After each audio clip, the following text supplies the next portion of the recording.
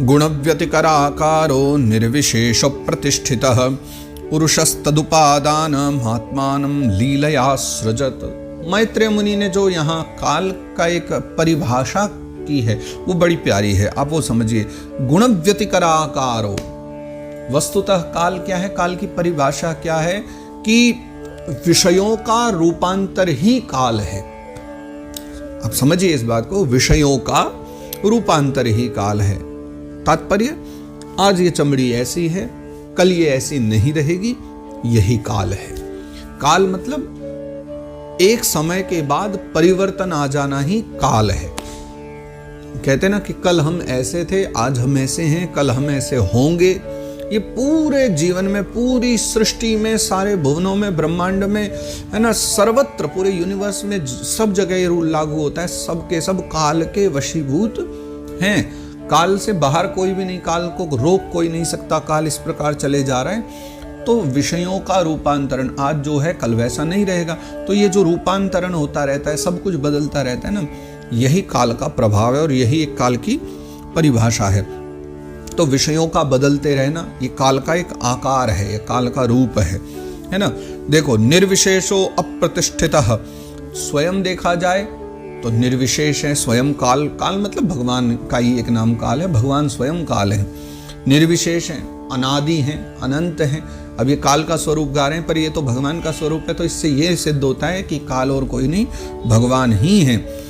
तो इसलिए बस उसको एक काल रूप को भगवान जो है ना निमित्त बना करके क्या करते हैं, खेल खेल में ही अपने आप को जो है सृष्टि के रूप में प्रकट कर देते हैं। तो सृष्टि और कुछ भी नहीं, भगवान का ही रूप है।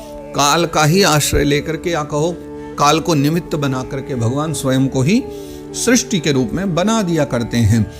पुरुषस्तदुपादान, उपादान कारण बना करके उसको, काल को, आत्मानं लीलया सृजत, अपने द्वारा यानी अपने स्वयं के द्वारा ही लीला का सृजन करते हैं, यानी पूरी सृष्टि आदि बना दिया करते हैं। विश्वं वै ब्रह्म तन्मात्रं संस्थितं विष्णु मायया ईश्वरेण परिच्छिन्नं कालेन व्यक्तमूर्तिना। मैत्रेय मुनि कह रहे हैं कि हे विदुर जी, विश्वं वै ब्रह्म तन्मात्रम, पूरा का पूरा जो विश्व है पूर्व काल में ब्रह्म स्वरूप होकर के स्थित था। संस्थितम विष्णु माया, ये ब्रह्म रूप होकर स्थित था, लेकिन किसके द्वारा? विष्णु जी की माया के द्वारा, भगवान विष्णु की माया के द्वारा। तो ईश्वरेण परिच्छिन्नम कालेन अव्यक्त मूर्तिना, फिर वही जो काल रूपी अव्यक्त मूर्ति हैं, उन्हीं अव्यक्त मूर्ति काल के द्वारा भगवान ने जो है फिर पृथक रूप से उस संसार को प्रकट कर दिया। तो अब देखने में ऐसा लगता है कि पृथक है, लेकिन वस्तुतः कुछ भी पृथक नहीं है। सब का सब वो परमात्मा में ही समाया हुआ है, परमात्मा के द्वारा ही प्रकट हुआ है सब। यथेदानीं तथाग्रे च पश्चादप्येतदीदृशं सर्गो नवविधस्तस्य प्राकृतो वैकृतस्तु यः। यथेदानीं तथाग्रे च, यथेदानीं यानी यथा इदानीं, जैसा अभी संसार दिख रहा है ना, तथाग्रे च, पहले भी यानी आगे में भी ऐसा ही था पहले। पश्चादप्य तदिदृशम, बाद में भी ऐसा ही होगा। यानी जो आज जगत बन रहा है ना, जो चलता दिख रहा है, ये कभी पहले भी ऐसा था और आने वाले निकट भविष्य में भी फिर कभी ना कभी ऐसा ही होने वाला, ये सब ऐसा ही रहेगा। तो सर्गो नवविधस्तस्य, तो इस सृष्टि की जो पूरी चर्चा की गई है वो 9 प्रकार की कही गई है कि 9 प्रकार की जो है ना सृष्टि होती है। लेकिन प्राकृतो वैकृतस्तु यह, ये जो प्राकृत और वैकृत के भेद से ना एक 10वीं सृष्टि भी कहलाती है। तो कुल मिलाकर के जो है 10 प्रकार की सृष्टि हैं। वैसे 9 प्रकार की है, सर्गो नवविधस्तस्य, 9 प्रकार की सृष्टि, और प्राकृत वैकृत के भेद से देखें तो एक 10 प्रकार की सृष्टि भी मानी जाती है। काल द्रव्य गुणैरस्य त्रिविधः प्रतिसंक्रमः आद्यस्तु महतः सर्गो गुण वैषम्यमात्मनः। तो मैत्रेय मुनि कहते हैं कि जैसा पूर्व श्लोक में बताई दिया, सर्गो नवविधस्य 9 प्रकार की सृष्टि और प्राकृत वैकृत भेद से 10वीं प्रकार की भी है। फिर वो कहते हैं काल द्रव्य गुणैरस्य त्रिविधः प्रतिसंक्रमः। देखो, फिर जो प्रलय काल आता है ना, तो इसका जो प्रलय काल है वो कैसे होता है? द्रव्य और गुणों के द्वारा होता है। यानी काल द्रव्य गुणैरस्य, द्रव्य और गुण के द्वारा ही जो है ना इस पूरी की पूरी सृष्टि में प्रलय आता है। लेकिन त्रिविधः प्रतिसंक्रमः, लेकिन वो 3 प्रकार का होता है। कैसा होता है, नहीं, अगली लाइन में अगले पंक्ति में ये नहीं बताया। और 3 प्रकार का कैसे, ये बात यहीं खत्म कर दी गई है कि काल द्रव्य गुण रस्य त्रिविध प्रतिसंक्रम, कि द्रव्य और गुणों के द्वारा 3 प्रकार का जो है ना जो है प्रलय होती है, 3 प्रकार से प्रतिसंक्रम। लेकिन अगली पंक्ति में फिर वो क्या कर देते हैं कि अब वो 10 प्रकार की जो सृष्टि है वो बताना शुरू कर देते हैं कि अब प्रलय हम बाद में बताएंगे, अब पहले आप 10 प्रकार की सृष्टि समझिए। तो इसी श्लोक की अगली पंक्ति, आद्यस्तु महतः सर्गो गुण वैषम्यमात्मनः। आद्यस्तु यानी सबसे पहले, आगे महतः सर्गो, सबसे पहली जो सृष्टि है उसका नाम क्या है, महतः यानी महत्तत्व। तो पहली सृष्टि जो है भागवत जी के अनुसार महत्तत्व की है। और गुण वैषम्य मात्मनः, गुण वैषम्य यानी गुणों में विक्षोभ, वैषम्य होता है। गुण कौन कौन से हैं, सत्व रज तम। तो ये 3 प्रकार के, देखो वैसे तो हम इसकी चर्चा बहुत अच्छे से कर चुके हैं। अगर आपने ये पूरी कैसे कैसे महत्तत्व उत्पन्न हुआ, कैसे अहंकार चित्त मन बुद्धि सब कैसे प्रकट हुए, अगर अभी तक आपने ये चीज़ नहीं समझ पाए हो तो पिछले भागों में जा करके आप प्रेम से जो है ना, कुछ पहला स्कंद में कई चर्चा है, द्वितीय स्कंद में बहुत सारी चर्चा है, और तृतीय तो चल ही रहा है। तो पूर्व के जो चर्चाएं हैं आप एक बार उनको अच्छे से सुनो।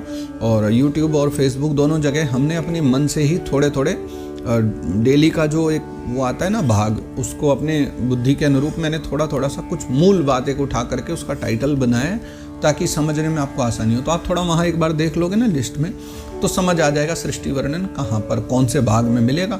थोड़ा टाइटल देख करके आप भीतर प्रवेश करो और उनको सुनो। तो वहाँ बड़े विस्तार से सारी चर्चा थी, कैसे वो विक्षोभ होता है गुणों में।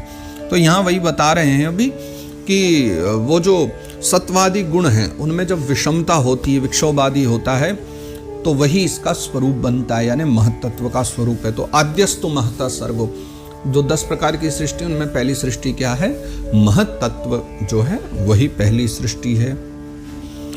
द्वितीयस्त्वहमो यत्र द्रव्य ज्ञान क्रियोदयः भूतसर्गस्तृतीयस्तु तन्मात्रो द्रव्य शक्तिमान। दूसरी और तीसरी सृष्टि की बताई। द्वितीयस्तु अहमो यत्र, यानी दूसरी जो सृष्टि है वो अहम की है, अहम यानी अहंकार।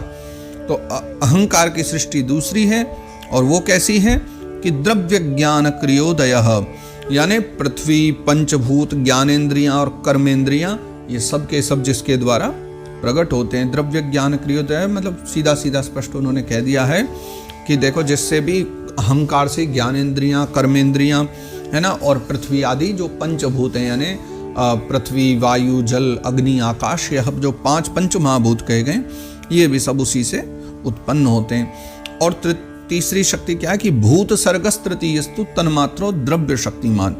तीसरी जो सृष्टि है वो भूत सर्ग है। तो पहली महत्तत्व, दूसरा अहंकार, तीसरा भूत सर्ग। भूत सर्ग में क्या होता है, तन्मात्रो द्रव्य शक्तिमान। पिछले जो द्रव्य ज्ञान की हमने बात करी उनके लिए क्या चाहिए होता है, तो तन्मात्र भी तो चाहिए। पंच महाभूत प्रकट कैसे होंगे, तन्मात्र की आवश्यकता पड़ेगी। तो वह तन्मात्रो द्रव्य शक्तिमान, जो ये पंच महाभूतों को उत्पन्न करने वाला प्रकट करने वाला जो तन्मात्र वर्ग है, तन्मात्र वर्ग यानी सभी तन्मात्राएं एकत्रित, वो सारी जो तन्मात्राएं हैं वो भूत सर्ग में उत्पन्न होती हैं। यानी तीसरी जो सृष्टि है भूत वर्ग की, उसी में सारी तन्मात्राओं की उत्पत्ति हुआ करती है। अब चौथी के बारे में अगले श्लोक में बताते हैं।